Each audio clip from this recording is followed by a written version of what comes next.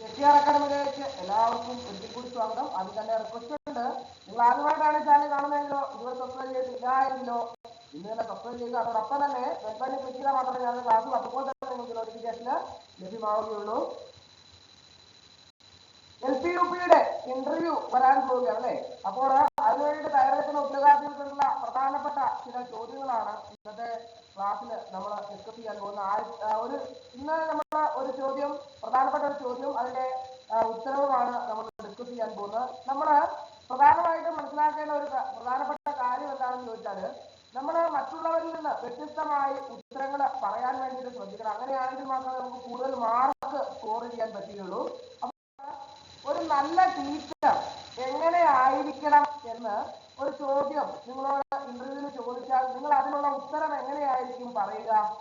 സാധാരണയിൽ നിന്ന് വ്യത്യസ്തമായിട്ട് നമ്മൾ മനസ്സിലാക്കിയിരിക്കുന്ന പ്രധാനപ്പെട്ട കാര്യം, കുട്ടികളെ ഉത്സാഹശീലത്തോടെ നല്ല അറിവ് നേടാനും മനസ്സിൽ നന്മ വളർത്തി സമൂഹത്തിന് പ്രയോജനമുള്ള വ്യക്തികളാക്കി മാറ്റുവാനുള്ള പ്രക്രിയയിലെ പ്രധാന പങ്കാളിയാണ് ഒരു ടീച്ചർ എന്ന് പറയുന്നത്. അത് എല്ലാവർക്കും അറിയാവുന്ന ഒരു കാര്യമാണ് അല്ലേ? ടീച്ചർക്ക് ക്ലാസ്സിൽ തന്റെ മുന്നിലിരിക്കുന്ന കുട്ടികളോട് പ്രധാനമായിട്ടും ഉണ്ടായിരിക്കണം എന്താണ്? നല്ല സ്നേഹം ഉണ്ടായിരിക്കണം, നല്ല താല്പര്യവും വേണം അല്ലെ? ക്ലാസ്സിലെ ഓരോ കുട്ടിക്കും ടീച്ചർക്ക് തന്നോട് താല്പര്യമുണ്ട് എന്ന് തോന്നിക്കണം. അങ്ങനെയാണെങ്കിൽ മാത്രമേ ടീച്ചർ നല്ലൊരു ടീച്ചറായി മാറുകയുള്ളൂ. അപ്പോൾ ഇപ്പോൾ നമ്മൾ പഠിപ്പിക്കലാണ് പ്രധാന ഒരു കാര്യമെന്ന് എല്ലാവരും വിചാരിക്കും. ഒരു ടീച്ചറിന്റെ പ്രധാനപ്പെട്ട കടമ എന്ന് പറഞ്ഞാൽ പഠിപ്പിക്കലാണ് എന്ന് പലരും വിചാരിക്കും. പക്ഷെ അങ്ങനെയല്ല. അതിന്റെ കൂട്ടത്തിൽ തന്നെ വ്യക്തിത്വ വികസനവുമാണ് അതിൻ്റെ അകത്ത് ഉൾപ്പെടുന്നത്. അത് നമ്മൾ പ്രധാനമായിട്ടും മനസ്സിലാക്കിയിരിക്കുന്നത്. അത് നമ്മൾ പറയുകയും വേണം. നല്ല ടീച്ചർ എന്ന് പറഞ്ഞാൽ കുട്ടികളുടെ പഠന പ്രക്രിയയെ പ്രചോദിപ്പിക്കുകയും അവർക്ക് വേണ്ട പഠിക്കാൻ വേണ്ട പ്രചോദനവും വ്യക്തിത്വ വികസനത്തിന് വേണ്ടിയുള്ള പ്രധാനപ്പെട്ട കാര്യങ്ങൾ അവർക്ക് നൽകി പറഞ്ഞു കൊടുക്കുകയും ചെയ്യുന്നവരായിരിക്കണം യഥാർത്ഥത്തില് നല്ല ടീച്ചർമാർ എന്ന് പറയുന്നത്.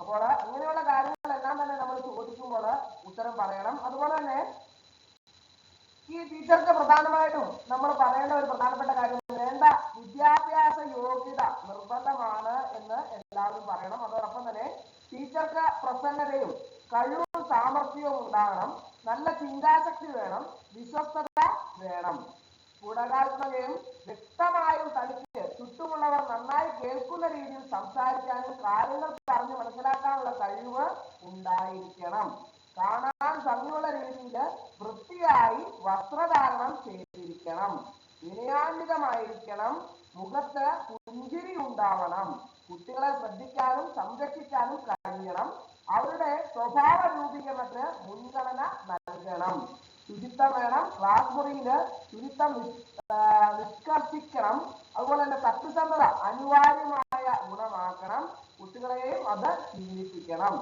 മാന്യതയും ബഹുമാനവും അതുപോലെ തന്നെ സ്വയം വന്നു ചേരുന്ന രീതിയിൽ തന്റെ സ്വഭാവം ക്രമപ്പെടുത്തണം. ടീച്ചർ പ്രധാനമായിട്ടും നല്ല ധൈര്യശാലിയായിരിക്കണം, ആവശ്യമുള്ളപ്പോഴെല്ലാം തന്നെ മുഷിഞ്ഞ് ജോലി ചെയ്യാൻ മനസ്സുണ്ടാവണം, കുട്ടികളെ അവർ ചെയ്യുന്ന നല്ല പ്രവർത്തികൾക്ക് സദാ അഭിനന്ദിക്കണം, തമാശ പറയുന്ന ടീച്ചറെ കുട്ടികൾക്ക് ഏറെ ഇഷ്ടപ്പെടും. അത് എല്ലാവർക്കും അറിയാവുന്ന കാര്യമാണ്.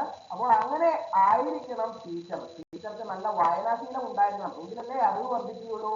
അപ്പോൾ കുട്ടികളെ വായിക്കാനും പ്രേരിപ്പിക്കണം, അച്ചടക്കത്തിന് കൂടുതൽ പ്രാധാന്യം നൽകണം, എന്നാൽ അനുവദിക്കുന്ന സ്വാതന്ത്ര്യം നൽകാം.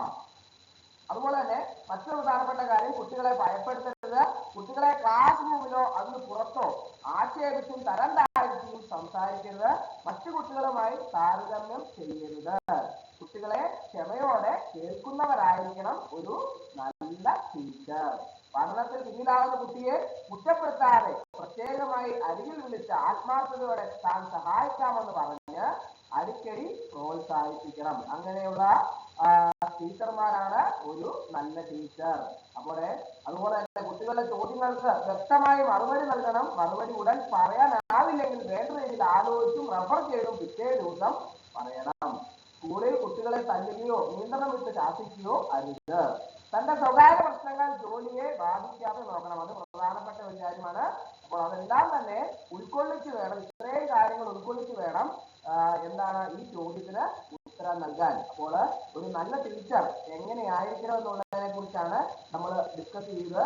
ഇങ്ങനെയുള്ള കാര്യങ്ങളൊക്കെ ഞാൻ പറഞ്ഞ കാര്യങ്ങളെല്ലാം തന്നെ വ്യക്തമായിട്ട് നിങ്ങൾ എഴുതിയെടുത്ത് കൃത്യമായിട്ട് ഈ ചോദ്യത്തിന് ഉത്തരം നൽകാൻ ശ്രദ്ധിക്കണം. അപ്പോൾ അങ്ങനെയാവുമ്പോൾ മാത്രമേ നമുക്ക് കൂടുതൽ മാർക്ക് സ്കോർ ചെയ്യാൻ സാധിക്കുകയുള്ളൂ, ഉയർന്ന റാങ്കിന് എത്തിച്ചേരാൻ സാധിക്കുകയുള്ളൂ. അപ്പോൾ അതിനു വേണ്ടിയിട്ട് എല്ലാവരും പരിശ്രമിക്കണം. എല്ലാവർക്കും ഇന്നത്തെ ക്ലാസ് ഇഷ്ടമായെന്ന് വിചാരിക്കുന്നു. ഒരിക്കൽ കൂടി ഒന്ന് ഓർമ്മ നിർത്തട്ടെ. നന്ദി, നമസ്കാരം.